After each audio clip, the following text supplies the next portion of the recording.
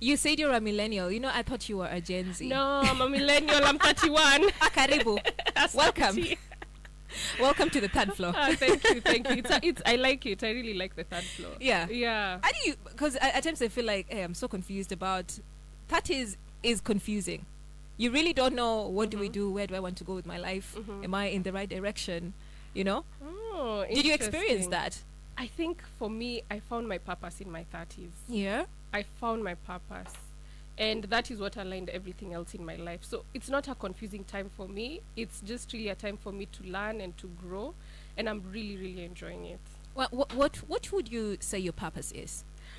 My purpose is tied in with the young people. Yeah. Now, it's very interesting because before I was working in the private sector, I was very comfortable, I was fine. I never knew that I would get into this space. Yes. But 2 years ago, I just started becoming very interested in young people and issues that are affecting young people. I started attending international forums, national forums, and the best thing I did is I started going to the ground to really meet the young people. And we also did that on Saturday with SwahiliPot Hub, where we went to visit young entrepreneurs to see how they've been growing, what they've been doing. And for me, it was very fulfilling, and I like being real.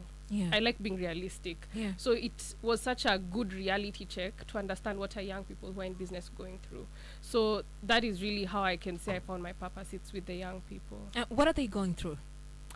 If I can base it off from what we went on Saturday and what I've just said earlier, these generations are very creative, very intelligent, but very getting a difficult footing to start off. And that's why I was so happy that SwahiliPot Hub, for example, took time to invest in these young people, time, energy, resources. And I think that is what we need to do more of as a society. Because young people are ready. They are ready, they are willing, they want to get into something, but that mentorship is very important. Somebody to show you where can you start, someone to help you kickstart your idea, listen to you. I found listening is something that is very key that needs to happen. So when young people are hard, sometimes even it's not that we have the best idea, but ukiskizwa, you think about your idea again, or you get somebody to inject something positive into your idea, and it could change over time. But that listening is very important. So young people are going through a pretty tough time. I remember one of the young women we met, and she was telling us how she finds it so hard because I think it's just her and her father and her siblings. She doesn't have a mom. So she found it so hard to ask her father to buy sanitary towels because he also doesn't understand the cost of it, and maybe the money he'd give her is not even enough. And that's why she started her business, so that she can become independent and even as a young woman buy the things that she needs. So it is a tough time for them, but I encouraged her and I told her, now you're in this thing, you cannot give up. There's somebody already looking up to you and saying, hata mi siku moja nataka kwanza biashara kama ule mrembo. So we encouraged her, and through SwahiliPot Hub we're going to support her so that she fully establishes her business and she's able to fully meet the needs of her clientele. Let's go to your foundation, the SMX Foundation. What's the history behind that? SMX Foundation was registered in late 2022, but we officially began work in 2023. And this is because I have an agricultural background. I come from a farming family. My dad is the chicken farmer. Yes, it is. So, you know, during Easter and Christmas, like other young people, we'd go to the farm. We're not happy about it, but remember, lazima uende ushago. You've gone for 1 month during holidays. But now in my late 20s is when I really began to appreciate it. And especially during COVID time, I used to spend more time going to the farm and learning what's happening in regards to agriculture. And that's where I developed a specific passion for beekeeping.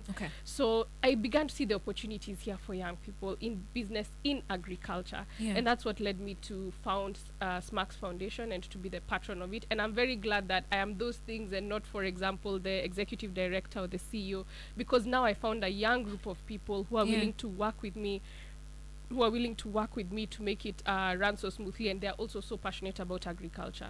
So what we are doing in SMX Foundation, the average age of an African farmer is 60 years old. We want to change that to 16 years old, because as Africa and as Kenya, I believe we have the potential to feed ourselves. But we need young people to be involved, not just in the production elements, but across the whole value chain. Market is such a big problem. For example, for my honey, I don't even have enough honey to meet my clients' demands. And I'm thinking if I had so many young people who are beekeepers, we'd have so much honey. There's so much opportunity in EPZ in regards to value addition for honey. There are people who are looking for honey to do it in beauty products, lotions, perfumes, that kind of thing. So there's so much potential that I saw within the agriculture sector. So that's why we started SMX Foundation, because there's nobody championing specifically for young people within the space of agriculture and climate action. There's also a lot happening within the climate space, but it's very high level, it's very complicated conversations, words that are thrown about. So I wanted to see how do we simplify this for young people. And one way we are doing it, we have about 9 amazing young people who work at the foundation, but now we're about to enlist 94 young ambassadors who are going to be our volunteers from across the country. They have their own CBOs. I read through most of their applications. Some of them grew up in the farm, walienda wakatafuta kazi hawakupata, they tamaked for 1 year, 2 years, and they thought to themselves, there's that farm that fed me. Why can't I give back to that farm and make an income from it? And I'll ask, just to talk about that. We are used to, we need employment. You know, look for a job, 8 to 5. It's not really in our DNA. It's not really in our DNA to farm. How can the youths do this? How do we change the mindset of the youth to become self-sufficient? Because one of your pillars is food security, right? And you're saying you come from an agricultural background as well.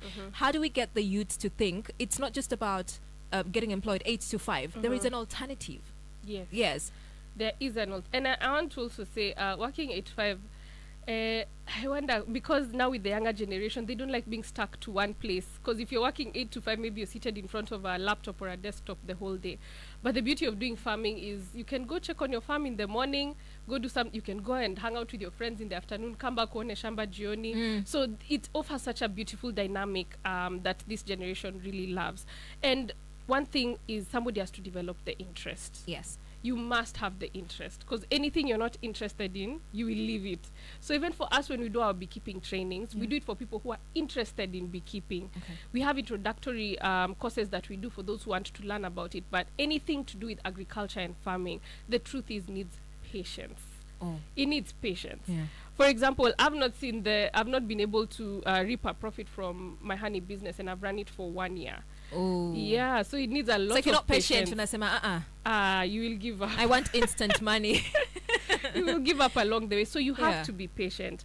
And once you have the interest and the patience, you'll meet people along the way who are willing to support you to move along your journey. So I think it's very important for young people to have those two as they're beginning out in agriculture. And that's something we're offering as SMX Foundation, because we have connection to so many partners within the space who are willing to give young people the capacity building that they need, the kind of training that they need to give them what's happening in the market. Because also you need to know what I'm doing, is it marketable? Will I be able to get a market for my product?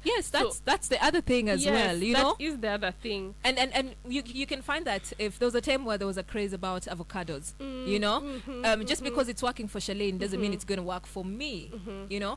So when they come to SMX Foundation and they feel like, okay, I want to get into agriculture, is there training? Are they guided on, this is maybe what you should do based on your area as well? Yes, they are guided. We have our website, smx.foundation. And from there, we're able to connect young people to the different partners that they need, because again, the agricultural value chain is so wide. So we're able to connect young people because we have different partners that we work with, both governmental and non-governmental. For example, the horticultural department, we had a meeting with them the other day, and they said there's specific vegetables and fruits that they have such a specific market for, and they wish they had young people they could aggregate who are already doing that kind of farming. So the opportunities are there, and I really think for me as a youth champion, I'm seeing the opportunities, I'm seeing the people who have the opportunities. So my work is to bridge that gap. All right. Well, I'm here with Charlene Ruto, and if you have any questions for us, you know what to do. You can hit us up. And I keep losing that every single time. You can hit us up on 0700917917. That's our WhatsApp number, or 0732917917. You're catching us live in Mombasa at 91.7, Malindi 91.7, Kwale 91.7, Kilifi 91.7, Taita Taveta 91.5, Tenerife 91.7, Lamu 91.9. And also our social media handles at SwahiliPot FM, both Facebook, X, and Instagram. What questions do you have for Charlene today? Hit us up. Alberto.